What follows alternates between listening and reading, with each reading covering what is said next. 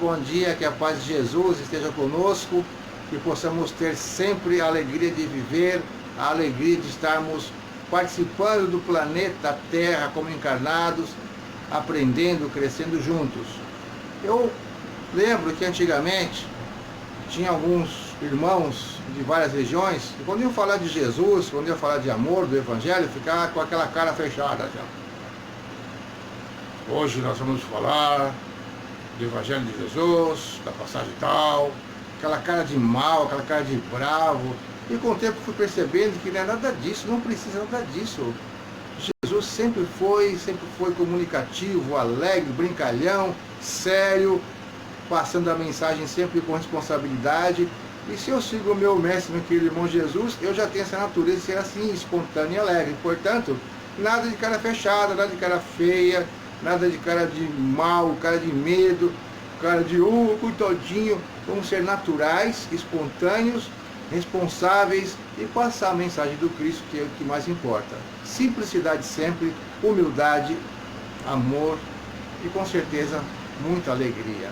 Alegria de termos a presença da doutrina espírita para nós aqui na Terra desde 1857, nos dando possibilidade de compreender a nossa vida física e a nossa vida espiritual.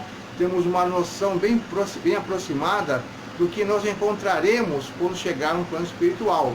Por que eu falo aproximada? Porque com certeza nós vamos ter uma recepção, vamos ter um lugar para ir, e uma cidade espiritual para estarmos continuando a nossa vida. Só que a gente, como é sonhador, como a gente acha que nós somos muito bons, a gente fica sonhando com o nosso lar, fica sonhando com uma cidade assim, pelo menos um pouquinho menos, mas bem folgada, bem bonita, bem limpinha, com coisas maravilhosas, com tudo à nossa disposição. Só que não é bem assim, né? A gente também aprendeu na doutrina que de acordo com a nossa sintonia, é para onde nós teremos afinidade e estaremos nesse local, de acordo com a nossa afinidade.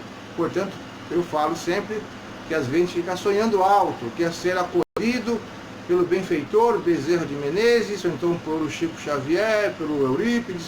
Muita calma nessa hora. Ninguém ficará sem assistência, todos serão assistidos, mas cada um vai ser assistido no seu tempo, por qualquer irmão benevolente, e nós vamos ficar o tempo que for preciso nas zonas de depuração, que nós chamamos de umbral, de acordo com a nossa consciência, a nossa afinidade e o nosso arrependimento sincero, e ter o reconhecimento de que Deus é Pai, que Deus nos dá sempre oportunidade de crescer. Então, essa foi a dica de hoje para mim, em primeiro lugar, e para vocês todos. Bom dia, Elizabeth, bom dia mais quem está assistindo aí. E vamos continuando agora com o estudo do Livro dos Espíritos, que está já no capítulo 3º, mas o livro primeiro ainda, porque o livro é composto em 4 partes. A primeira parte, o primeiro livro, que fala aqui, nós estamos já na parte da criação, a criação dos mundos. O primeiro livro são as causas primárias. Então, vamos falar hoje da formação dos mundos. Eu acabei de tomar banho, meu calorzão, nem deu para passar o pente aqui. Estou correndo muito, graças a Deus. Então vamos lá. Formação dos mundos. O universo compreende a infinidade dos mundos que vemos e que não vemos, todos os seres animados e inanimados, todos os astros que se movem no espaço e os fluidos que o preenchem. Só lembrando que no tempo de Kardec falava assim universo, hoje já se fala em multiversos, vários universos com a mesma descrição desse daqui, semelhante, né? E também com a criação de Deus, o Deus único. A questão 37 fala o seguinte, pergunta o seguinte: o universo foi criado ou existe de toda a eternidade como Deus? A resposta é bem clara, como sempre. Ele não pode ter sido feito por si mesmo. E se existisse de toda a eternidade, assim como Deus, não poderia ser obra de Deus. Comentário de Kardec. A razão nos diz que o universo não poderia fazer-se por si mesmo, e que não podendo ser obra do acaso, deve ser obra de Deus. Perfeito. Questão 38. Como criou Deus o universo? Quer saber demais, né? Até parece que tem a resposta para isso. Para me servir de uma expressão corrente por sua vontade. Nada exprime melhor essa vontade toda-poderosa do que essas belas palavras do Gênesis. Deus disse, faça-se a luz, e a luz foi feita. Não tem como alguém falar que Deus criou assim, que Deus esfregou pedrinha, que Deus bateu palma, que Deus assoprou. Não tem como a gente ter essa resposta. Aí que está a nossa limitação evolutiva e de inteligência. É o que nós temos por hoje. E está de bom tamanho. Não tem outro jeito, gente. Teorias, muitas teorias, muitas dissertações, mas nenhuma certeza. A questão 39. Podemos conhecer o modo de formação dos mundos, dos planetas.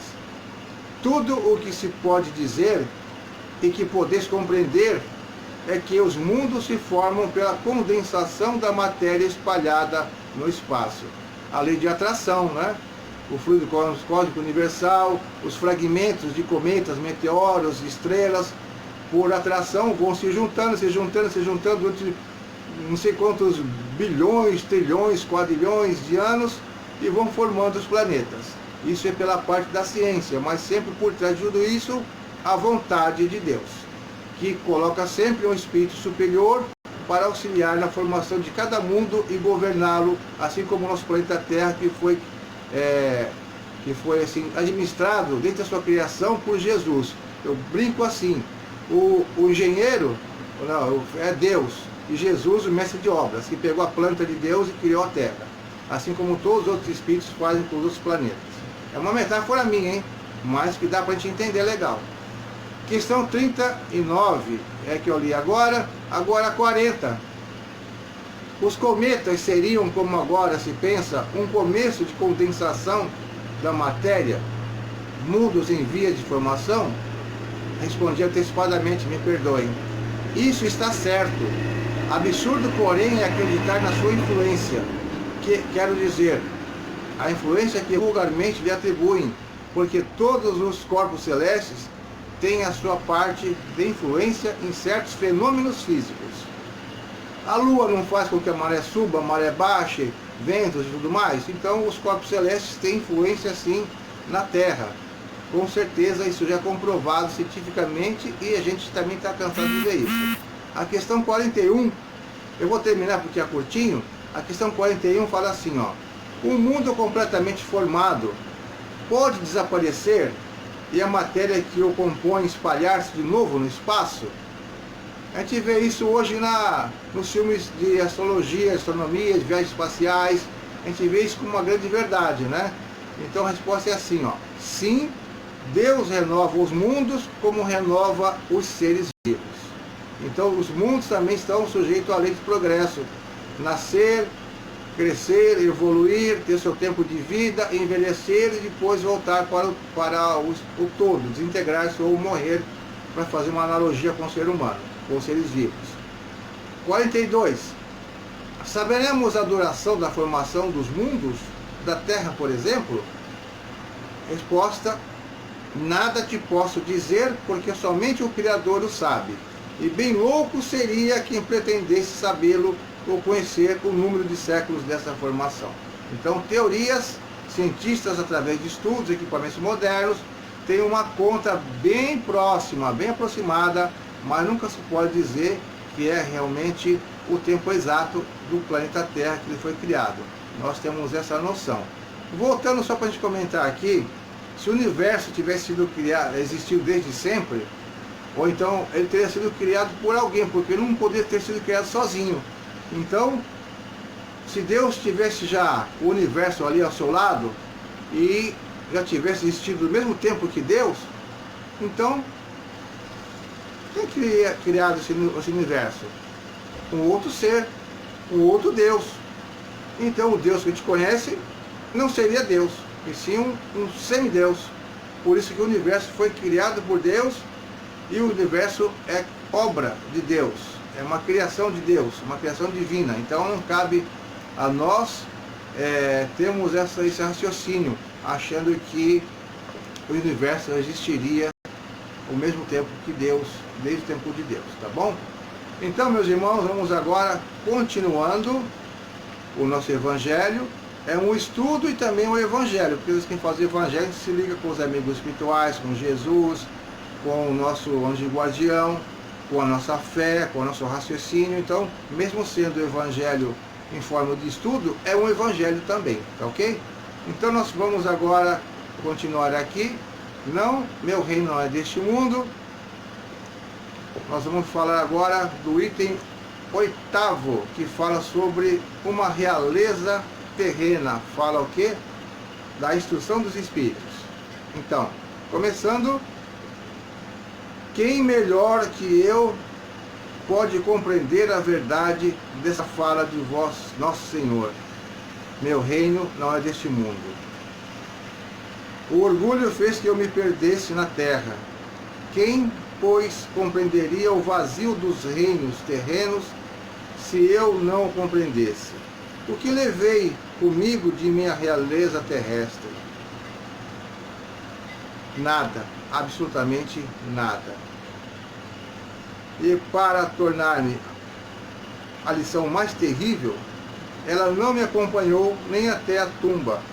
Rainha eu era entre os homens, rainha eu acreditava entrar no reino dos céus. Que desilusão! Que humilhação, quando em lugar de lá ser recebida com soberania, vi acima de mim, mas muito acima, homens que eu acreditava muito pequenos, que eu desprezava, porque não eram de sangue nobre. O que então eu compreendi da esterilidade, das honrarias e das grandezas que se buscam com tanta avidez na terra. Para se preparar um lugar nesse reino, é preciso abnegação, humildade, caridade em toda a sua celeste prática, benevolência para com todos. Não vos perguntam quem fostes, qual posto ocupastes, mas o bem que fizeste, as lágrimas que enxugastes. Ó Jesus, tu disseste, teu reino não era deste mundo, pois é preciso sofrer para chegar ao céu. E os degraus do trono não vos aproximam dele. São os atalhos mais penosos da vida que para lá conduzem. Portanto, procurai a estrada do céu entre os abrolhos e os espinhos, e não entre as flores. Os homens correm atrás dos bens terrenos como se pudessem guardá-los para sempre, mas ilusão. Logo percebem que se agarram a uma sombra e negligenciaram os únicos bens sólidos e duráveis, os únicos que lhe têm proveito na celeste morada, os únicos que podem abrir-lhes o acesso dela. Tende piedade daqueles que não ganharam o reino dos céus. Ajudai-os com vossas preces, pois a prece reconcilia o homem com o Altíssimo. É o traço de união entre o céu e a terra. Não o esqueçais. A mensagem foi dada em Havre, 1863, identificou-se apenas como uma rainha da França. Mais uma vez, a gente reconhece que tudo que a gente adquire materialmente na terra, fortuna, dinheiro, muitas posses, cargos, não vale nada. São apenas provas e expiações para nós. Com muito dinheiro a gente pode ter uma vida muito boa aqui na terra, mas jamais devemos esquecer de saber usá-los também para o próximo, para os que têm necessidade, para os mais humildes. E o poder, então, não é para humilhar ninguém, não é para chamar ninguém de burro, de ignorante, de incapaz. Não. Eu mando, eu sou o chefe, eu sou o doutor, eu sou o juiz. Nada disso.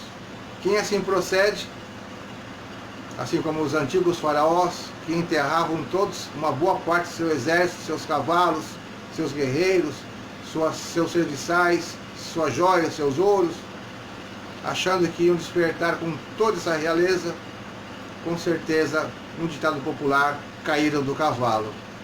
Chegaram lá somente com o seu próprio espírito e seu perispírito e seu coração cheio de esperanças frustradas, cheio de preponderância, cheio de altivez, e quando viram a realidade, assim como esta rainha relata no Evangelho, perceberam que na verdade estavam extremamente enganados. Jesus é o exemplo da humildade, da simplicidade, do amor, da paz.